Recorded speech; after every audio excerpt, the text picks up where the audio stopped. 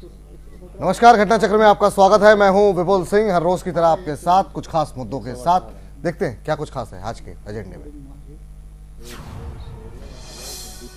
योगेंद्र यादव और प्रशांत भूषण ने केजरीवाल पर लगाए मनमानी के आरोप। केजरीवाल खेमे ने भी चिट्ठी जारी कर बागी नेताओं पर किया पलटवार। बड़ा सवाल, क्या बिग बॉस का घर बन चुका है आप? और दिल्ली में बिहार के मुख्यमंत्री नीतीश कुमार ने सोनिया गांधी के साथ पी चाय, केजरीवाल के साथ किया लंच और जेल जाकर चौटाला से की मुलाकात। बड़ा सवाल, क्या जनता परिवार के साथ साथ ये नए समीकरण की है तलाश? चलिए, तमाम खास मेहमान हमारे साथ जुड़ चुके हैं। दो खास एजेंडों पे हम चर्चा करने आ रहे हैं और आज का पहला एजेंडा है आम आदमी पार्टी। जी हाँ, आम आदमी पार्टी में एक बचा घमासान अब अपने चरम पर पहुंच चुका और एक तरीके से ये स्थितियां स्पष्ट है कि योगेंद्र यादव और प्रशांत भूषण इन दो की छुट्टी होगी। और आज बाकायदा प्रेस कॉन्फ्रेंस करके तमाम सवाल पूछे गए और एक तरीके से अरविंद केजरीवाल पर तानाशाह होने का आरोप लगाया गया। तमाम खास मेहमानों से आपको रूबरू करा देते हैं। हमारे साथ अभी चौधरी मोहम्मद यामीन साहब हैं, नेता आम आदमी पार्टी के। हमारे साथ मौजूद है रामाधार शर्मा जी, नेता कांग्रेस पार्टी के। हमारे साथ मौजूद हैं पुष्पेंद्र कुलशेष जी, वरिष्ठ पत्रकार। उपेंद्र प्रसाद जी हमारे साथ वरिष्ठ पत्रकार मौजूद है। लेकिन चर्चा को आगे बढ़ाएं उससे पहले जरा जो बयानबाजी हुई है उसको आपको सुनाते हैं। सबसे पहले क्या कुछ कहा है योगेंद्र यादव ने, वो आपको सुनाते हैं। शायद हमारे साथी समझते नहीं है, एक कंडीशनल ऑफर टू रिजाइन, यदि ये हो जाएगा तो मैं त्याग पत्र दे दूंगा, और ये कहना कि ये मेरा त्याग पत्र लीजिए, इसे स्वीकार कीजिए, इन दो में बहुत अंतर होता है। आप सब जानते हैं, शायद शाम को हम सब भूल गए थे इस बात को।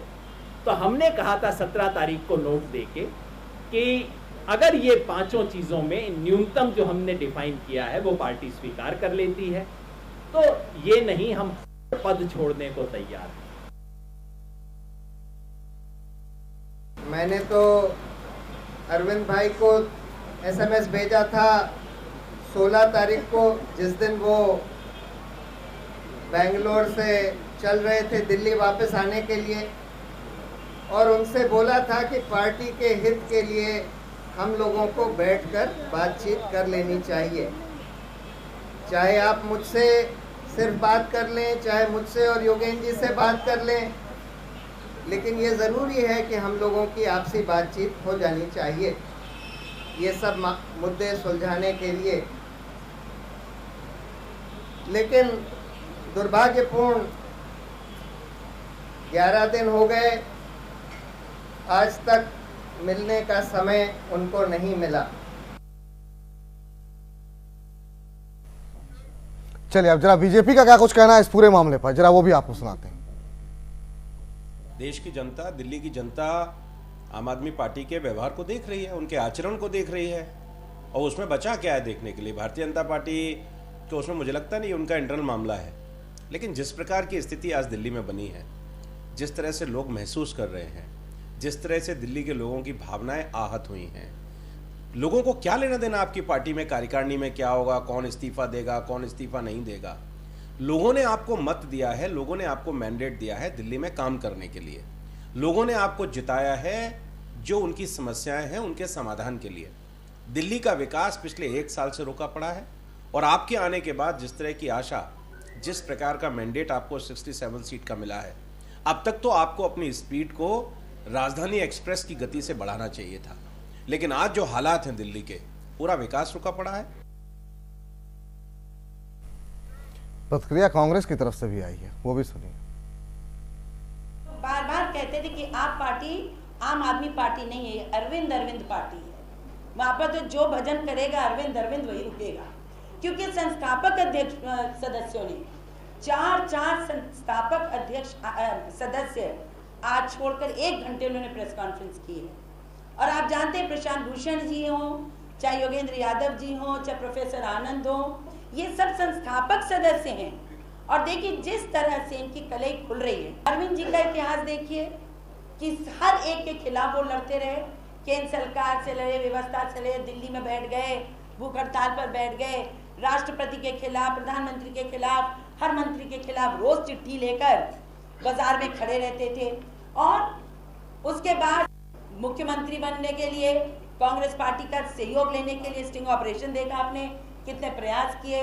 फिर आप मुख्यमंत्री बन गए तो कभी हरियाणा से लड़ रहे हैं, कभी केंद्र सरकार से लड़ रहे हैं, कभी वो सारे नगर निगमों से लड़ रहे हैं, पालिकाओं से लड़ रहे हैं।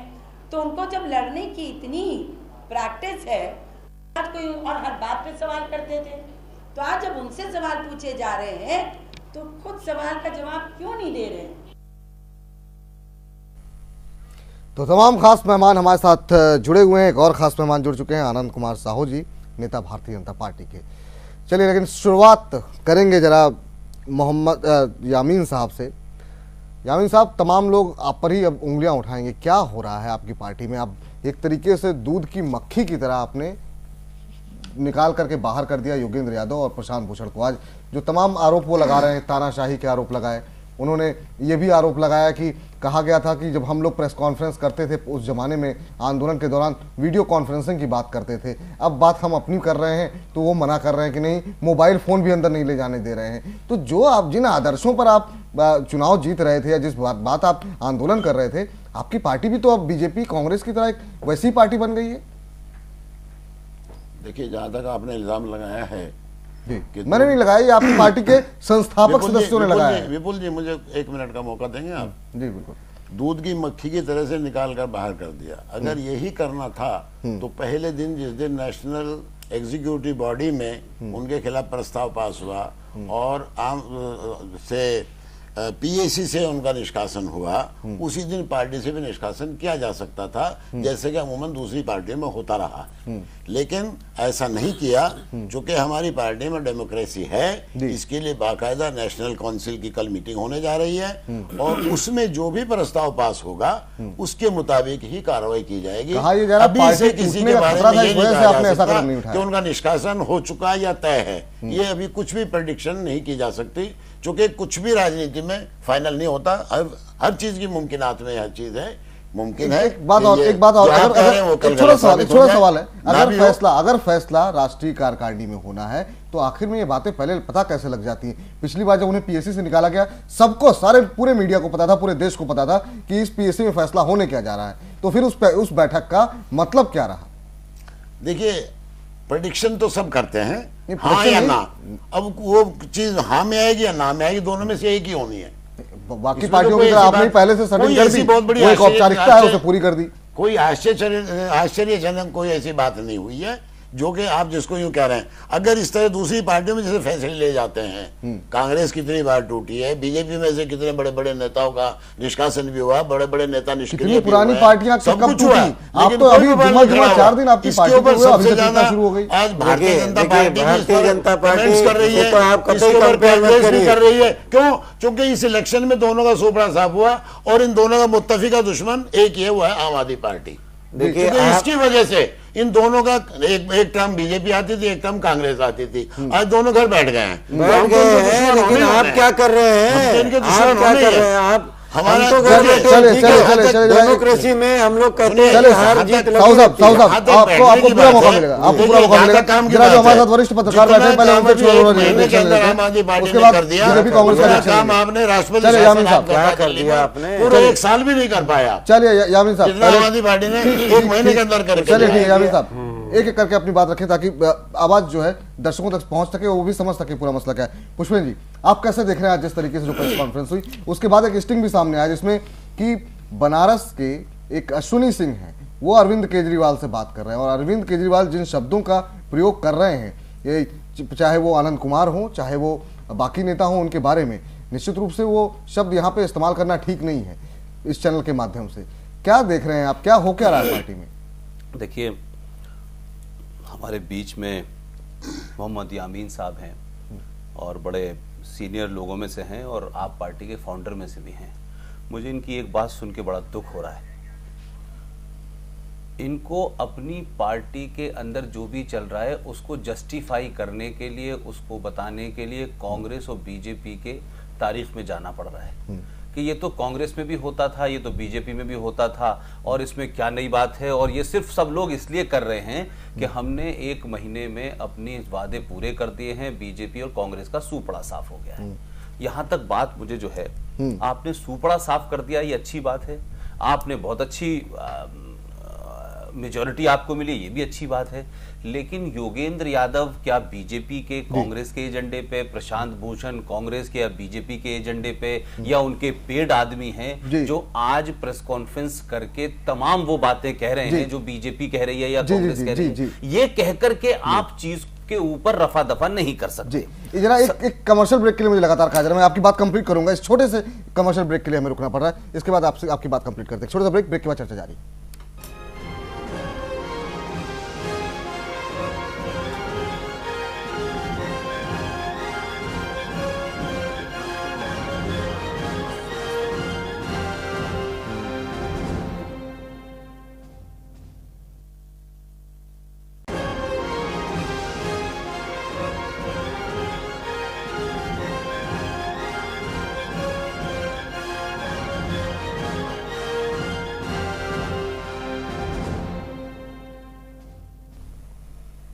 घटना चक्र में ब्रेक के बाद आपका स्वागत है। हम बात कर रहे हैं आम आदमी पार्टी में मचे घमासान की। ब्रेक के पहले पुष्पिन जी आपकी बात कंप्लीट नहीं हुई थी, आप अपनी बात संक्षिप्त जी।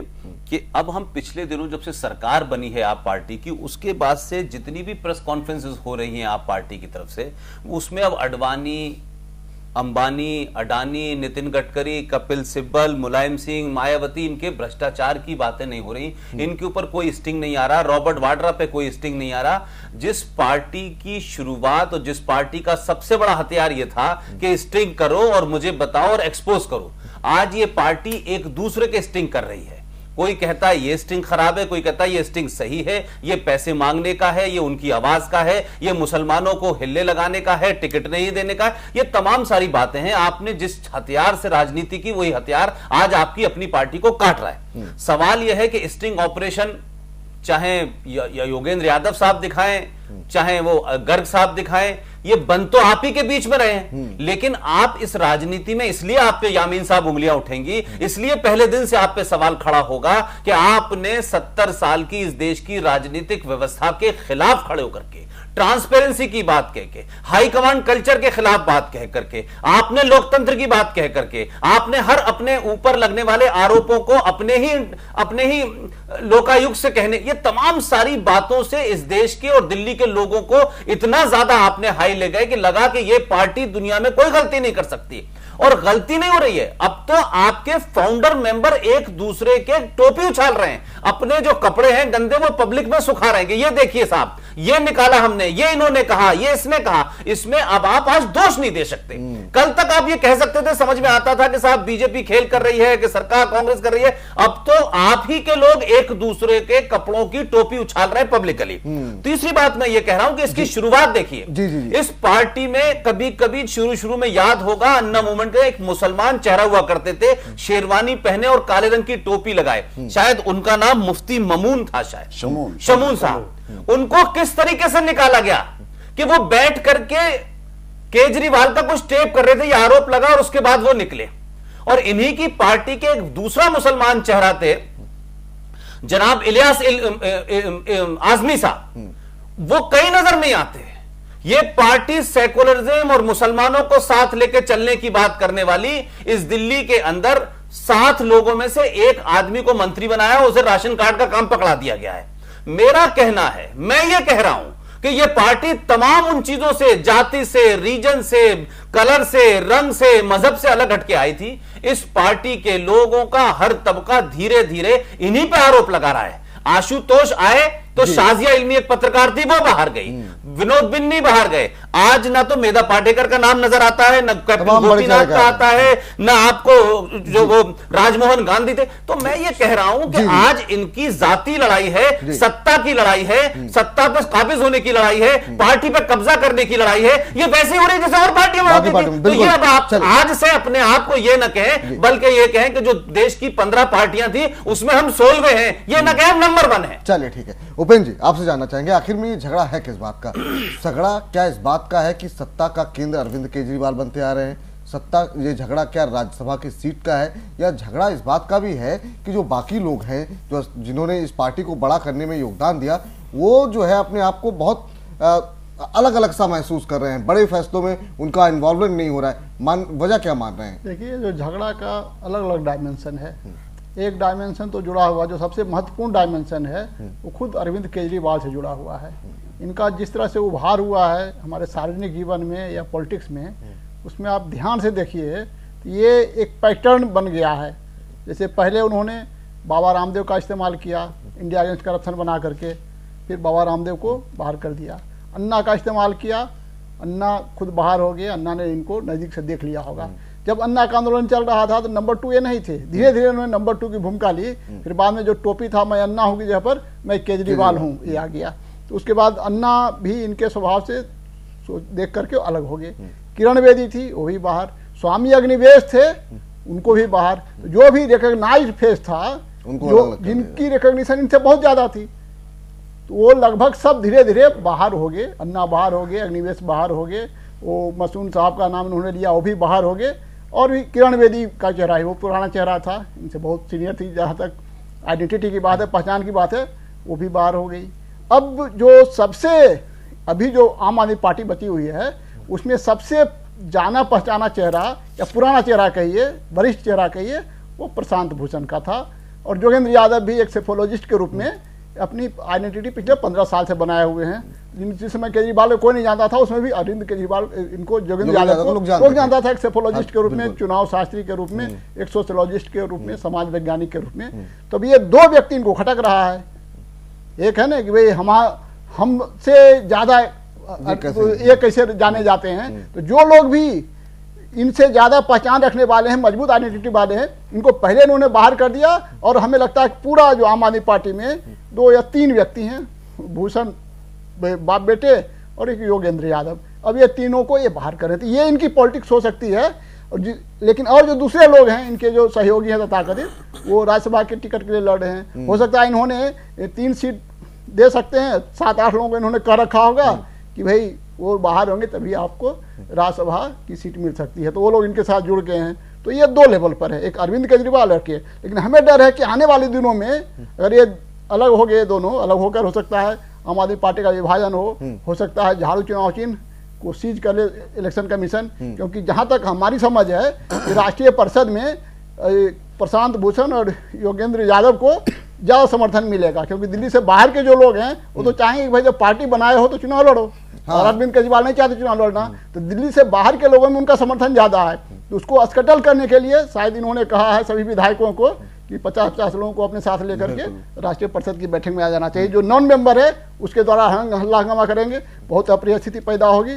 अपने प्रशांत भूषण जी भी बहुत कानूनची आदमी इसको कहते हैं, नेगेटिव से इस्तेमाल होता है, पॉजिटिव सेंस में बोल रहा हूँ कि कानूनविद हैं, वो भी नियम कानून कायदे कानून से चलते हैं। तो हमें लग रहा है कि ये पार्टी का विभाजन होगा। लेकिन इसके बावजूद भी जो व्यक्तित्व अरविंद केजरीवाल का हमारे सामने आया है, तो उसे देखते हुए हम अंदाज लगा सकते हैं कि आने वाले दिनों में भी छटाई होने जा रहेगी। क्योंकि कुछ जो नेता जो डिक्टेटोरियल टाइप का नेता होते हैं वो दूसरे लोगों को पसंद नहीं करते। मायावती कभी नहीं चाहती है कि उनकी पार्टी के अंदर उनके अलावा कोई पहचान वाला चेहरा हो, इसलिए किसी को मीडिया में नहीं बैठने देती है। जो भी थोड़ा सा हाई हुआ मीडिया में चेहरा जिसका आया उसको बाहर कर देती है। तो ये लगभग जो मायावती का जो डिक्टेटोरियल टेंडेंसी है वही लगभग अरविंद केजरीवाल में भी है। और वैसे सभी लोग इनके आज एक जो प्रतिद्वंदी हो जाएंगे, इनका चेहरा कह रहे हैं कि मैं आपको आम आदमी पार्टी ले जाइए और मैं अपनी अलग पार्टी बना लूंगा। क्या ऐसी स्थिति दिखाई दे रही है क्या?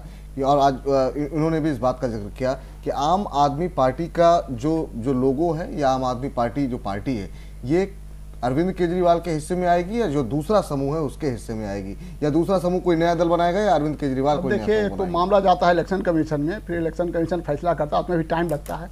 पहला काम ये इलेक्शन कमीशन करता है कि वो जो ओरिजिनल सिंबल है उसको सीज कर लेता है। अगर चुनाव वगैरह हो रहा है तो एक आम आदमी पार्टी के, एक आम आदमी पार्टी ए बना देगा, एक ए बना देगा, एक बी बना देगा।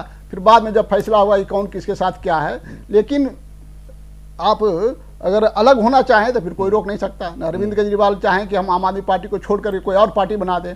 मैं एक और डिक्टेटर का नाम आपके सामने लूंगा, मायावती का लिया है ना। लालू यादव जब जनता दल के अध्यक्ष का चुनाव हो रहा था, शरद यादव लालू यादव खड़े थे, शरद यादव की जीत हो जाती क्योंकि पूरा राष्ट्रीय स्तर पर जो वोटर्स था उसमें ज्यादा इनका सपोर्ट था। बिहार में लालू का सपोर्ट था, तो लालू यादव ने पार्टी में डिवीजन नहीं किया बल्कि राष्ट्रीय जनता दल नाम की अलग पार्टी ही बना ली। अलग लड़के के चाह बोले कि हम उस चक्कर में नहीं पड़ेंगे कि इसका चुनाव चिन्ह हमें ही दो, हम वो सब चक्कर। तो उसी तरह से अगर अरविंद केजरीवाल चाहें तो कोई अलग पार्टी अलग नाम के साथ अलग सिंबल के साथ अप्लाई करें, फिर इनका आम आदमी पार्टी इनके पास रह जाएगा, नहीं तो वो डिस्प्यूटेड हो जाएगा। और डिस्प्यूट के बाद कुछ समय के बाद इलेक्शन कमीशन अपनी समझ के अनुसार वो बहुत सारी टेक्निकलिटीज का ध्यान में रखते हुए वो करेगा। लेकिन हमें लग रहा है कि विभाजन होगा और झाड़ू चुनाव चिन्ह जब्त हो जाएगा।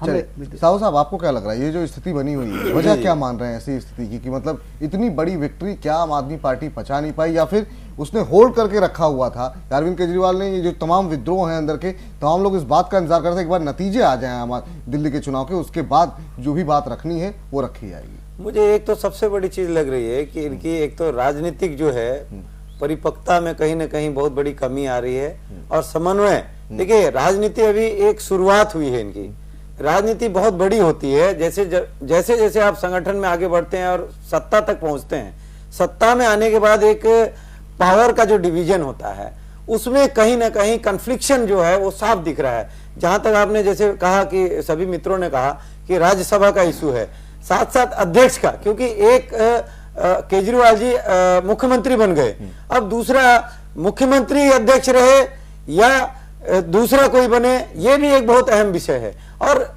दिल्ली में 2 सीटें होती है राज्यसभा की। अब मान लीजिए ये दोनों सीटें अंदरूनी इनकी आपस में हो सकता है बात हो गई होगी कि अगर ये 2 वरिष्ठ लोग रहेंगे तो 2 लोगों को उनको देना पड़ेगा पहले राज्यसभा, इससे ऐसा कुछ निकालो रास्ता कि भाई इनको निकाल दो, क्या जरूरत है।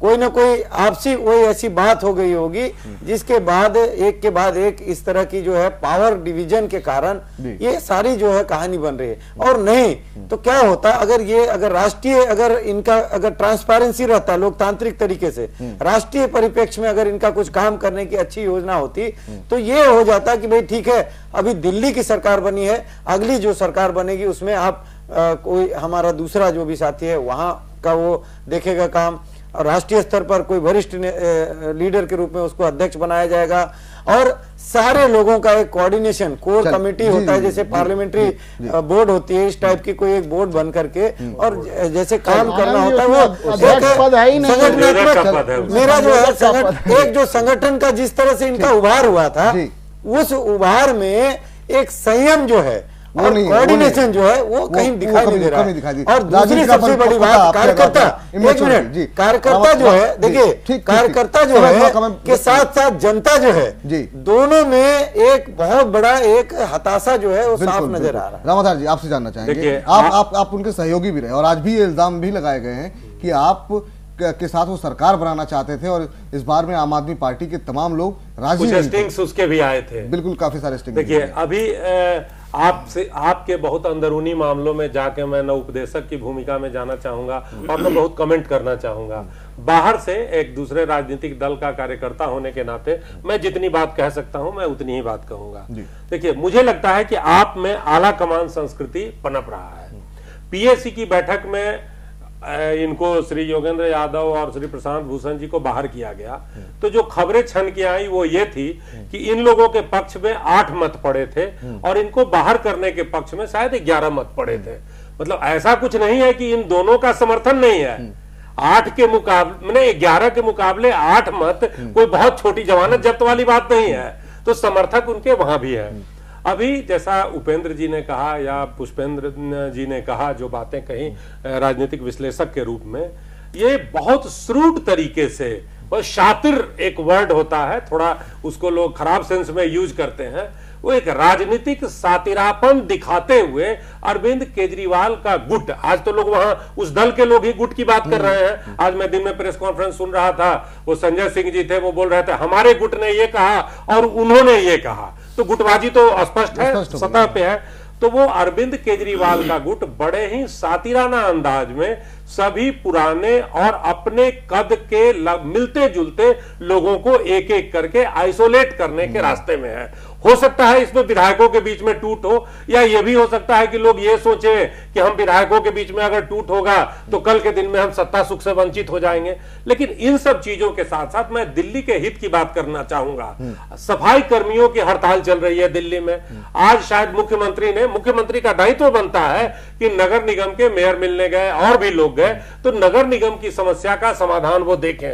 उन्होंने आज साफ इनकार कर दिया कि मैं कोई फंड देने नहीं जा रहा हूं। सफाई कर्मी भी, उनके घर में भी रोटियां बननी है, रोटी तो पैसे से आएगी, अब भुगतना पड़ेगा। दिल्ली की जनता ने, हमको इस बात का भय है कि कहीं दिल्ली की जनता ये ना सोचने लगे कि जैसे 15 साल के शासन के बाद कांग्रेस को हमने बाहर किया या 9 महीने के शासन के बाद हमने बीजेपी को अस्वीकृत किया दिल्ली में, वैसे ही कहीं ऐसा तो नहीं कि हम लोग ये 5 साल के लिए पछताना पड़े हम लोगों को आपको सत्ता में लाके। चलिए, इन तमाम सवालों के जवाब सीधे यामीन साहब से लेते हैं। यामीन साहब, तमाम, चाहे वो हमारे एक्सपर्ट हों, राजनीतिक पत्रकार हों, या फिर जो दो अलग अलग पॉलिटिकल पार्टीज के लोग हों, या फिर तमाम जो आवाम है, उसके मन में भी सवाल आपकी पार्टी को लेकर कहिए। जवाब आपकी पार्टी के जो वरिष्ठ लोग हैं वो भी नहीं दे पा रहे हैं। वजह क्या मान रहे हैं? एक नेता होने के नाते भी आम आदमी पार्टी की, और एक राजनीतिक जो अनुभव है आपका, आप कैसे देख रहे हैं इसको? वजह क्या है?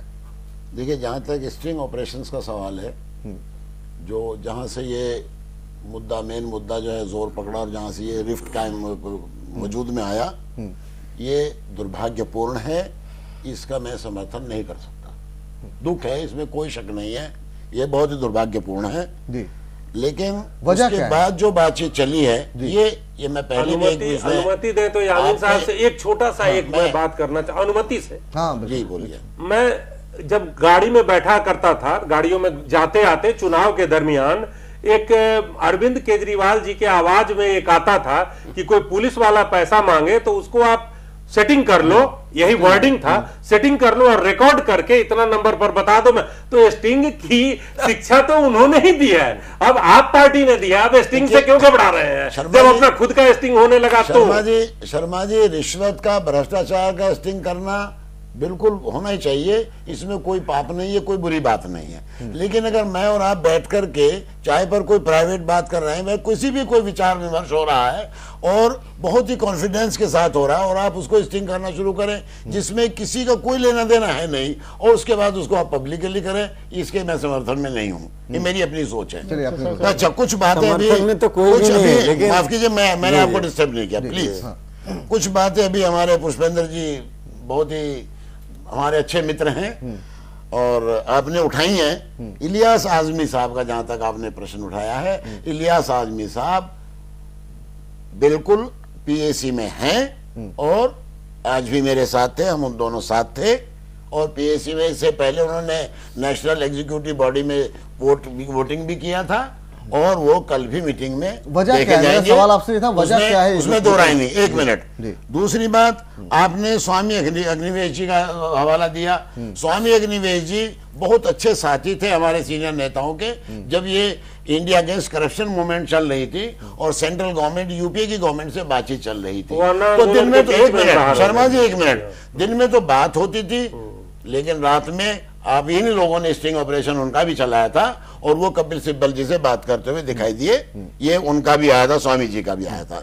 रहे जहां तक मुफ्ती शमून साहब, मुफ्ती शमून साहब को मैं अच्छी तरह जानता हूँ, वो बिजनौर के रहने वाले हैं, ठीक है। उनके घर तक मैं गया हूँ, मैं अच्छी तरह वाकिफ हूँ, नाम बहुत सारे हैं, लेकिन इतना मैं जरूर मानता हूँ वो ठीक है, एक धर्म गुरु हैं अपने लेवल पर, मगर उनका इतना बड़ा कैसे मिनट जब एक बैन कर दिया कि साथ जो बातचीत थी अन्ना हजारे की उसमें रालीगंज सिद्धि में हो रही थी, उस कमरे में उसको रिकॉर्डिंग न की जाए, उन्होंने वहां पर मोबाइल से रिकॉर्डिंग की, गलत था। जो एक मिनट, उसके बाद में आप ही ने दिखाया था, 2 दिन बाद ही उनको श्री मुलायम सिंह यादव जी के साथ बैठे हुए हवाई जहाज में सफर करते हुए, इतना बड़ा कद उनका नहीं हुआ था कि वो बिजनेस क्लास में बैठे।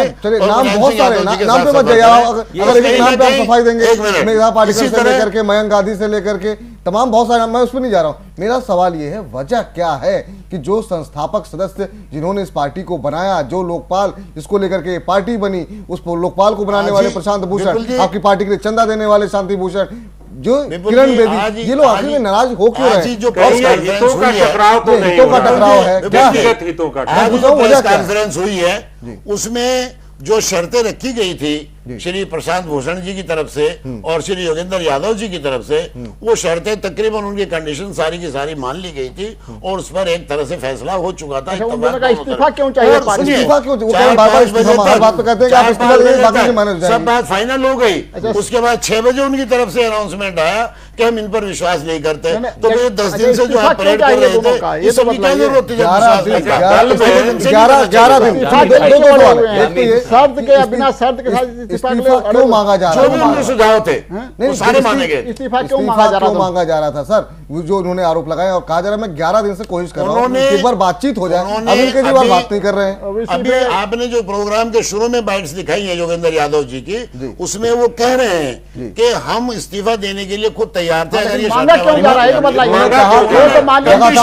इस्तीफा मांगा कंडीशनल हम देने के लिए तैयार थे, उनकी कंडीशन सारी मान ली गई। उन्होंने कहा, मैं आपको यामिन साहब मैं आपको पूरा बयान, उन्होंने कहा हम पर लगातार इस्तीफा देने का दबाव बनाया जा रहा था। हमने कहा अगर आप ये शर्तें हैं हमारी, आप हमारी शर्तें मान लीजिए, ठीक है हम कल इस्तीफा दे देंगे। तो आखिर में इस्तीफा बार बार देने का दबाव क्यों बनाया जा रहा था? सवाल ये क्यों पार्टी इस्तीफा लेने के लिए शर्तें मानने के लिए तैयार हो रही है? पार्टी इस्तीफा वर्जन जैसा इस्तीफा लेने के लिए शर्तें सारी मान रही है उनकी। मैं उस तरह से बदल कर बोलूंगा तो फिर आपको कुछ प्रॉब्लम मतलब ये नहीं कहना चाहता, आपकी बात ठीक, लेकिन मेरा छोटा सा सवाल है यामीन साहब से। जी यामीन साहब, योगेंद्र यादव झूठ बोल रहे हैं, केजरीवाल सच बोल रहे हैं, संजय सिंह कुछ कह रहे हैं, आशुतोष कुछ कह रहा है, ये हैं तो आप पार्टी के, आप इनके बारे में बीजेपी कांग्रेस के लोगों के सामने आकर के आप ये कह के वो ये नहीं झूठ बोल रहे हैं, हम झूठ बोल रहे हैं। सवाल सबसे बड़ा ये है कि आपको तो अभी जुमे 4 दिन राजनीति में आए हुए पैदा हुए हैं, आखिर आपके राजनीतिक हित इतनी मुश्किल से टकरा रहे हैं कि इतने बड़े वादे के साथ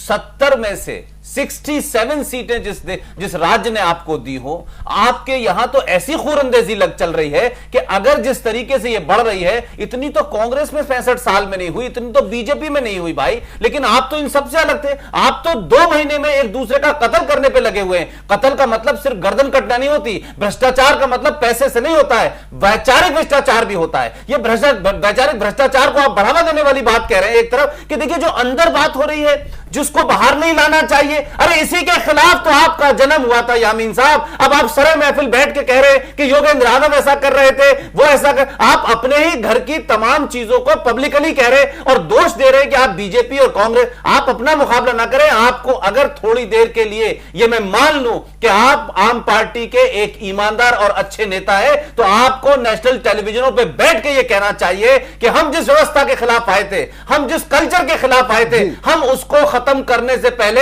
हमारा अंदर पनपा है, इसके लिए हम माफी चाहते हैं। आप माफी वाली बात तो कर नहीं रहे, शर्मिंदा तो नहीं हो रहे, बल्कि बेशर्मी से अपनी पार्टी की तथाकथित राजनीति और नंगेपन को सड़क पे साल रहे हैं। उपेंद्र जी, शुरू में मैंने अर्ज किया है कि दुर्भाग्यपूर्ण है, बड़े अफसोसनाक है, ये सब कहते हैं। आप कहीं माफी मांगते हैं दिल्ली की सरकार से, दिल्ली के लोगों से माफी मांगिए आप, जिन्होंने आपको 67 सीटें जिताई हैं, और आप एक दूसरे के खिलाफ लगे हुए हैं। आप पानी है, बिजली है, सफाई है, तमाम वादों की बात पे आप नहीं आ रहे हैं और आप तथाकथित बातें करें। आपको माफी मांगनी चाहिए। चलिए जामिन साहब को मौका दीजिए, जामिन साहब को मौका दीजिए। जी मुझे ये लगता है बताना चाहता हूं, दिल्ली के लोगों का काम करने में अपने आप को सक्षम नहीं पा रहे हैं, इसलिए अंदरूनी झगड़े में जनता को उलझाना चाहते हैं। मुझे शर्मा जी, पहली जो बहस चल रही थी पार्टी में, जो जिस तरह से मामला हो रहा है और कल भी इसका ट्रांसपेरेंसी कोई मुद्दा है क्या हो जाए, यामीन साहब यहाँ तक तो मैं एग्री कर रहा हूँ, लेकिन जहाँ तक गवर्नेंस की बात है, गवर्नेंस में कहीं किसी तरह का कोई मसला नहीं आया है। यामीन साहब ट्रांसपेरेंसी है क्या पार्टी के मसलों पे? मेरा सवाल है, हमारे भाजपा के साथी पारदर्शिता है क्या? आपसे गुजारिश करूंगा कि आपको पहले 10 महीने का हिसाब खुद तो दे दीजिए।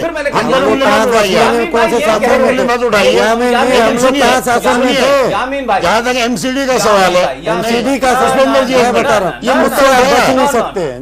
मालूम है क्या कह रहे हैं यामीन भाई? आप क्या चाहता हूँ यामीन भाई, आपसे इसलिए तवक्को नहीं की जाती कि आप उस पार्टी के संजीदा लीडर हैं। ये बात आपसे नहीं उम्मीद की जाती कि आप अपने पापों को छुपाने के लिए कहिए ये भी तो पापी थे, ये 10 महीने से पापी थे, ये 20 महीने से पापी थे, ये मत कहिए। सवाल ये हो रहा है कि आप जो कर रहे हैं उसके बारे में जवाब दीजिए, आपने जो किया है उसके बारे में जवाब दीजिए। दिल्ली की जनता में जब आप 49 दिन सरकार चला के भागे थे तो आपने कहा कि हम इस मुद्दे पे भागे हैं कि स्वराज और लोकायुक्त की बात थी। आज आपके एजेंडे में, आज आपके किसी बातचीत में, किसी डिस्कशन पे, किसी टेलीविजन पे लोकायुक्त लोकायुक्त स्वराज की बात नहीं होती और आप इंटरनल लोकायुक्त की बात करते हैं। योगेंद्र यादव आज खुल्लम खुल्ला कह रहे हैं कि जो हमने बातें कही है उसे अपने तथाकथित लोकायुक्त से तो करा लीजिए भाई। अब आप हमसे कह रहे हैं कि देखिए आप 10 महीने का जवाब मत दे दीजिए और आपके तो दामन पे दाग लगा। पुष्पेंद्र जी कह चुके, आप मेरी बात सुनिए। मेरी रिक्वेस्ट आपसे, मुझे 1 मिनट का वक्त दे दीजिए आप। जहां तक काम का सवाल है, सफाई का सवाल है, काम रुका हुआ है, स्ट्राइक हो रही है, आपने कहा कि भूखे मर रहे हैं, बच्चों को नहीं खाने को मिल रहा, ये बड़ी अफसोसनाक बात है, इसमें कोई दो राय नहीं है, बड़ी तकलीफ दे बात है। लेकिन ये जो दिल्ली गवर्नमेंट है वो फुल फ्लेज गवर्नमेंट नहीं है, इसको फंड सेंट्रल गवर्नमेंट देती है। सेंट्रल अथॉरिटी नहीं करेगी, फंड ही नहीं देगी। तो असल जिम्मेदार जो है आम आदमी पार्टी के सरकार का लेकर जो चर्चा नहीं हो रही है सर। जामिन साहब प्लीज नहीं कर पाए, समय समाप्त हो जामिन साहब, पैसा तो दीजिए। जामिन साहब फंड क्यों जामिन जी साहब मेरा सवाल सुन लीजिए सर। विपुल जी एक मिनट सर, मैं मुद्दा चेंज कर रहा हूं सर, समय नहीं है। जामिन साहब से छोड़ो, मुझे समय नहीं दे रहे। आज ये मुद्दा थोड़ा आम आदमी पार्टी का, और सवाल आम आदमी पार्टी सरकार का नहीं है। मुद्दा ये है कि जो कुछ हो रहा है पार्टी के अंदर, मुद्दा ये है। सरकार पर हम बाद में लेखा जोखा पर चर्चा कर लेंगे।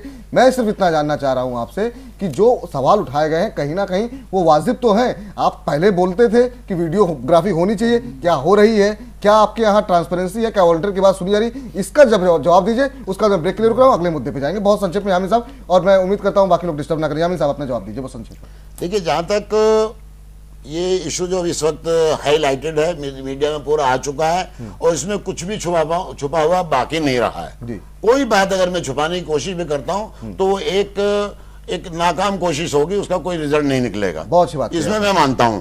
रहा जहां तक अब मामला इस कदर खिंच चुका है ये कि कल मुझे यकीन है इतना कि इसका पटाक्षेप होगा, वो चाहे किसी भी तरह से हो। चलिए, निष्कासन से हो, जो भी हो। कह दिया ना मोबाइल अलाउ है ना कैमरा अलाउ है भाई, छोटे से सबके सामने करना। चलिए छोटे से ब्रेक के लिए हम यहाँ पर रुक रहे हैं, छोटे से ब्रेक के लिए, ब्रेक के बाद बात करेंगे हम। जिस तरीके से अब जो है बातें आगे चल रही है नीतीश कुमार की, आज तमाम लोगों से उन्होंने मुलाकात की है, उस पर भी बातचीत करेंगे। लेकिन ये बात तो यामिन साहब ने मांगी है कि हाँ, इस पर वो बहुत ज्यादा सफाई नहीं देंगे क्योंकि सब कुछ सामने है और सवाल हैं वो बने रहेंगे। एक छोटा सा ब्रेक, लौट रहे हैं।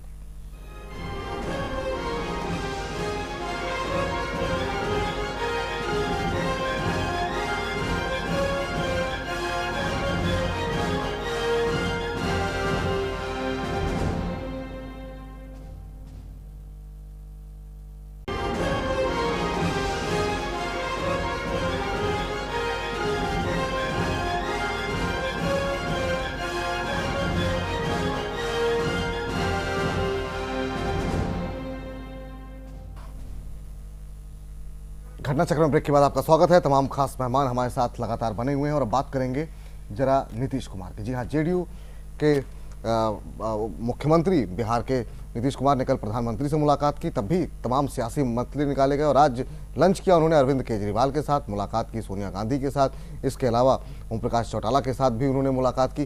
क्या कुछ मायने निकाले जाएँ? क्या कोशिश ये हो रही है बिहार के चुनाव से पहले एक नए गठबंधन या एक गठबंधन को एक स्थिर स्वरूप देने की? तमाम खास मेहमान मौजूद हैं। पहला सवाल जो है उपेंद्र जी आपके साथ, कैसे देख रहे हैं आप मुलाकात को? अब देखिए, नीतीश कुमार भी बहुत श्रीड पॉलिटिशियन हैं। कल वो नरेंद्र मोदी से मिलने के पहले ही से तरह तरह की चर्चा चल रही थी। एक खबर यह आई है कि आरएसएस चाहता है कि भारतीय जनता पार्टी नीतीश कुमार के साथ मिले। तो एक ऐसा माहौल बन गया था, इसे लग रहा था लोगों को कि कहीं नीतीश कुमार बीजेपी के साथ फिर दोबारा तो नहीं जाने वाले हैं, तो इसको काउंटर करना उनके लिए जरूरी हो गया था। तो ये जो आज तीनों लोगों से मुलाकातें हुई है वो ज़्यादा उसका असली उद्देश्य है कि इसको काउंटर किया जाए, बैलेंस कर दिया जाए। हालांकि नरेंद्र मोदी प्रधानमंत्री हैं, प्रधानमंत्री से कोई भी मुख्यमंत्री कभी भी मिल सकता है और कल बैठक थी, उसमें भी मुलाकात हुई थी, अलग से भी मिले थे। तो नीतीश कुमार हैं जो बहुत स्वीट पॉलिटिशियन हैं। हमें लगता है कि उनकी जो राजनीतिक सूझबूझ है, भारत में बहुत कम पॉलिटिशियन हैं जो राजनीतिक सूझबूझ में नीतीश कुमार की बराबरी कर सकते हैं। तो उनका राजनीतिक सूझबूझ का नमूना है कि आज 3 से मिले। फिर है कि वो अगले 5 साल के बाद वो अपना एक देख रहे हैं कि हमारी व्यक्तिगत भूमिका भी हो सकती है। अगर भारतीय जनता पार्टी के साथ नहीं मिले तो भारतीय जनता पार्टी के खिलाफ जो इनकम्बेंसी होगी तो उसमें वो फिर दोबारा प्रधानमंत्री बन सकते हैं। तो अपनी स्वीकार्यता बनाए रखने के लिए ब्रॉडर वो तरह तरह के जो पॉलिटिकल सेट के लोग हैं उनसे मिलते हैं। अरविंद केजरीवाल भी एक हैं, चौटाला जी हैं। चौटाला जी के साथ तो है कि उनकी पार्टी का एकीकरण का कुछ अभियान भी चल रहा है जो कि आजकल अटक गया है। उनको मिलना चाहिए था मुलायम सिंह यादव से, कल चर्चा थी कि मुलायम सिंह मिलेंगे। तो ये उनका अपना ये है, बाकी इससे ज़्यादा इसमें कुछ पढ़ा नहीं जाना चाहिए। सोनिया गांधी से कटसी कौन मिले, उनके साथ मिलकर हो सकता है जो अपमानित किया है नरेंद्र मोदी का, उससे जरूर मिलकर के सॉरी कहा होगा। और हमें लगता है कि पटना में उन्होंने एक बार कहा था कि उनका जो भोज जो रोका गया था नरेंद्र मोदी का, उसके लिए मैं जिम्मेदार नहीं, उसके लिए भारतीय जनता पार्टी नेता ही जिम्मेदार है, उन्होंने हमेशा करने के लिए कहा था। तो ये सब कुछ उन्होंने व्यक्तिगत बातें कह करके कुछ कोशिश की होगी। आने वाले समय में अगर कुछ जरूरत पड़े तो उसकी भूमिका उन्होंने तैयार। चलिए पुष्पेंद्र जी, आप कैसे देख रहे हैं इस मुलाकात को और क्या कोई इसके मायने निकाले जाएं? लंच होता है अरविंद केजरीवाल के साथ, भोजन की तारीफ होती है, चाय होती है सोनिया गांधी के साथ, फिर चौटाला से ही मुलाकात। देखिए, मैं समझता हूँ कि कल भी हम लोग जब नीतीश कुमार पे डिस्कस कर रहे थे तब भी मेरा यही कहना था कि नीतीश कुमार के साथ मैंने पिछली कहा था कि आरएसएस और बीजेपी की जो मीटिंग हुई है उस मीटिंग के तनाजुर में आप इसे देखें कि उस मीटिंग में कम से कम लगभग ये माना जा रहा है कि बिहार के अंदर जो पिछले 10 महीने से केंद्र सरकार की कारकर्दगी है और जिसके चलते चाहे इनके कार्यकर्ताओं में रोष हो, चाहे कश्मीर में धारा 370 पे रोष हो, चाहे आसिया अंद्राबी को गिरफ्तार न करने का रोष हो, चाहे मुशर्रफ को छोड़ने का गुस्सा हो, ये बहुत सारे गुस्से की वजह से केंद्र सरकार के सामने समस्या ये है कि बिहार की राजनीति में उसको लग रहा है कि उसका वोट बैंक खिसक रहा है और नीतीश कुमार के साथ किसी तरीके से रास्ता खोला जाए, इसकी चर्चा आरएसएस बीजेपी में हुई है।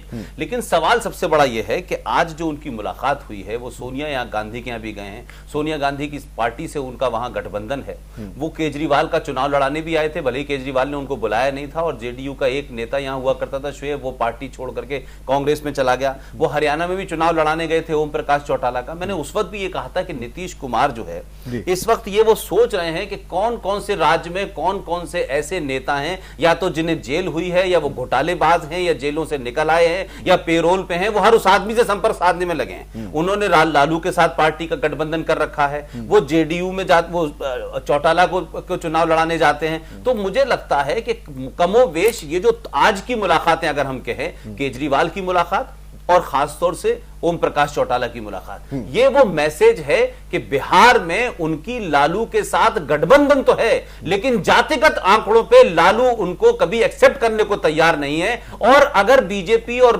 नीतीश की खबरें इस बात के लिए आगे मार्केट में गई कि नीतीश और बीजेपी साथ आ सकते हैं तो मुसलमानों पे जो तथाकथित थोड़ा बहुत उनका जो एक प्रभाव है वो खत्म हो सकता है। लिहाजा वो ये मैसेज अपने वोट बैंक को देना है कि मैं नीतीश भी हूं, मैं सोनिया के साथ भी हूं, मैं केजरीवाल के साथ भी हूं, मैं चौटाला के साथ भी हूं, मैं मोदी के साथ भी हूं, ताकि कहीं लालू निकल के ना भागें, क्योंकि लालू अगर भाग गए तो इस वक्त उनके पास कुछ नहीं होगा। चलिए बीजेपी से पूछते हैं, साहू साहब आप कैसे देख रहे हैं इस मुलाकात को? देखिए, निश्चित रूप से आपसे जी सबसे बड़ी बात है कि नीतीश कुमार जी जब शासन में आए तो उसका भी हम लोगों के ऊपर सबसे बड़ा भारतीय जनता पार्टी का भूमिका रहा, उनको पूर्ण रूप से वर्तमान में बनाने का। मैं वर्तमान में बता रहा हूँ, वर्तमान में उनको ये लग रहा है कि उनकी राजनीतिक भविष्य जो है वो लोकसभा में जिस तरह से खत्म हो गई है उसको बचाने के लिए धूर विरोधी लालू जी के साथ जब हाथ मिलाए और अभी जिस तरह से उनके ही मुख्यमंत्री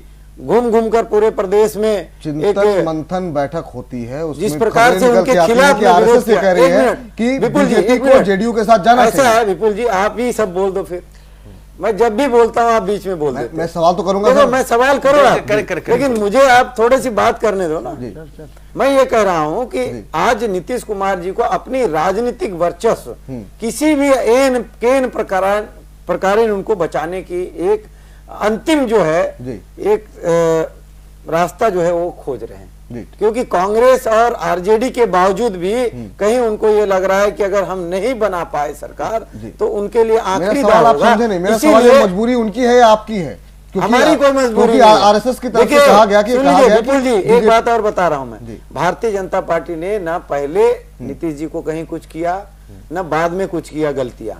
नीतीश जी ने खुद गलतियों पे गलतियां क्यों किया? क्योंकि उनको अति आत्मविश्वास हो गया था, उनको लगा था कि भारतीय जनता पार्टी रहे ना रहे हम शासन में रह सकते हैं और आने वाला समय में भी हम मजबूती के साथ आगे बढ़ सकते हैं। भारतीय जनता पार्टी ने कभी उनको साइडलाइन नहीं किया, लेकिन उनकी इतनी ज्यादा महत्वाकांक्षी हो गए कि वो खुद ही भारतीय जनता पार्टी के तमाम नेताओं के खिलाफ में कई बार अलग अलग आपने मंचों साइडलाइन पर नहीं किया, दोबारा आना चाहेंगे तो लेंगे उनके साथ। देखिए ये डिसीजन भी भारतीय जनता पार्टी के केंद्रीय पार्लियामेंट्री बोर्ड है या कहिए कि हमारे जो वरिष्ठ लीडरशिप है RSS वो डिसीजन लेंगे। अभी ये अभी जो कहना जो बहुत जानकारी आ रही है जल्दबाजी वो सही होगा, तो आप क्योंकि नीतीश कुमार जी खुद का उनका भी बयान आ गया है। आप ये कि मानते किसी भी हैं कि कीमत बीजेपी पे की वो मजबूरी आने की- है, नीतीश नहीं, नहीं, कुमार जरूरी कोई है। मजबूरी नहीं है, कोई मजबूरी नहीं है, कोई मजदूरी नहीं है हमारा। चलिए, ठीक है। हमारा तो एक ही है, जनता का सेवा करना और बिहार में बीजेपी आएगी। रामाधार जी,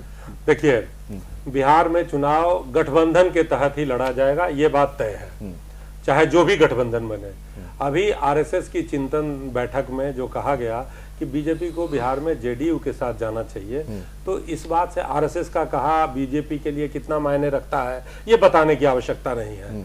तो बीजेपी के बिहार के जो भी लीडरान है, जिस दिन आरएसएस के चिंतन बैठक में ये बात निकल के आई, उसके दूसरे दिन से सबके मुंह नीतीश कुमार के खिलाफ जो आवाजें निकल रही थी वो बंद हो गई। तो अब अभी वहां पे बिहार में बीजेपी का गठबंधन दो दलों के साथ है, एलजेपी और एक उपेंद्र कुशवाहा की आरएसएलपी है। ये दोनों का विधानसभा में खाता नहीं है, ये दोनों पार्टियां कोई विधायक वहां नहीं है। तो ये लोग बीजेपी वाले लोग भी वहां देख रहे हैं कि अगर जेडीयू को किसी तरह नीतीश को हम लोग बहला फुसला के अपने साथ ले आते हैं तो निश्चित रूप से वो एक बड़ा फोर्स होगा और उसको काउंटर करने में। आपने भी क्या बहलाया फुसलाया था? नहीं, हम लोग, मेरे तो 5 एमएलए हैं वहां, हम लोगों ने तो उनको, चूंकि बीजेपी के साथ हम लोग कभी नहीं गए हैं, तो जो बीजेपी के खिलाफ रहेगा, जो मजबूत रहेगा, हम उसके साथ रहेंगे। अभी देखिए, वहां पे अगर जेडीयू 1 नंबर की पार्टी है, बीजेपी दूसरे नंबर पर है, आरजेडी तीसरे नंबर पर है, कांग्रेस चौथे नंबर पे है और सीपीआई 5वें नंबर पे है। अगर 1, 3, 4 और 5 नंबर की पार्टियां अगर एक साथ मिलकर महागठबंधन बना लेती है तो यह अनुमान लगाने की स्थिति है कि बीजेपी की क्या स्थिति वहां पे होगी। इसमें कोई पॉलिटिकल बात मैं नहीं कह रहा हूं, यह सच्चाई है जिसको एक नॉन पॉलिटिकल आदमी भी एज्यूम कर सकता है। देखिए, बिहार में कोई कंस्टिट्यूएंसी ऐसा नहीं है जिसमें कि 3 से 5 हजार वोट कांग्रेस का नहीं है, कितना भी बुरा स्थिति कांग्रेस का है। उसके बाद एक फोर्स और है वहां, बीएसपी, 2 से 3 हजार वोट बीएसपी के लोगों के पास भी होता है। और नीतीश कुमार का यह दौरा जो था, यहां आने के बाद ओम प्रकाश चौटाला से मिलना, चूंकि लालू और मुलायम आज के दिन में रिश्तेदारी के बंधन में बंध के एक हो चुके हैं, तो ओम प्रकाश चौटाला की तरफ से जनता दल परिवार के विलय की प्रक्रिया में थोड़ी अड़चने आ रही थी। हो सकता है उस बिंदु पे बात करने गए हो, सोनिया जी से मिलने के लिए पीएम से मिले हैं तो उसको काउंटर करने के लिए हो सकता है मिले हो। अरविंद केजरीवाल के पास उनके पार्टी की एक लीडर अमानुल्ला मंत्री उनकी चली गई थी, हो सकता है उसको वापस मांगने गए हो। अब अंदर की क्या बात थी ये नीतीश कुमार जाने। एक छोटा सा रिएक्शन जो है यहाँ पर आपसे भी लेते हैं यामीन साहब। यामीन साहब, क्या ये भी स्ट्रेटजी है क्या कि जिस तरीके से बिना मांगे अरविंद केजरीवाल के जेडीयू ने समर्थन दिया दिल्ली के चुनाव में, क्या आम आदमी पार्टी भी समर्थन देगी? क्योंकि अब मुलाकात हो रही है दोनों नेताओं की और खाने की तारीफ भी हुई है।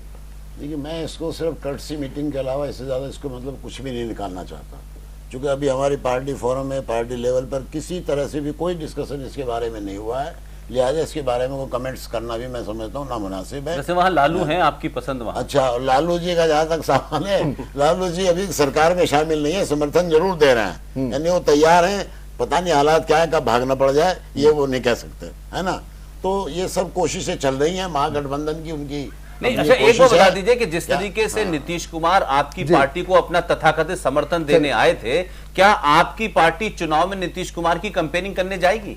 क्या मालूम है, आम आदमी पार्टी खुद चुनाव लड़े तो जी बेहतर। चलिए ठीक है, चलिए इसी बात पे इस कार्यक्रम को समेटते हैं। यामीन साहब, बहुत बहुत शुक्रिया आपका, रामाधार जी आपका भी बहुत बहुत शुक्रिया, मिथिलेश जी इस कार्यक्रम में जुड़े बहुत बहुत शुक्रिया आपका, साहू जी आपका भी बहुत बहुत धन्यवाद, पुष्पेंद्र जी आपका भी बहुत बहुत धन्यवाद, उपेंद्र जी आपका भी बहुत बहुत शुक्रिया। चलिए, तो कोशिश हो रही है बिहार के चुनाव को लेकर से आपसे रणनीति बननी शुरू हो गई है, किस तरफ किस करवट ऊँट बैठता है ये तो आने वाला वक्त ही बताएगा। फिलहाल घटना चक्र में इतना ही। तमाम बड़ी खबरों को लिए देखते रहिए जैन टीवी। नमस्कार।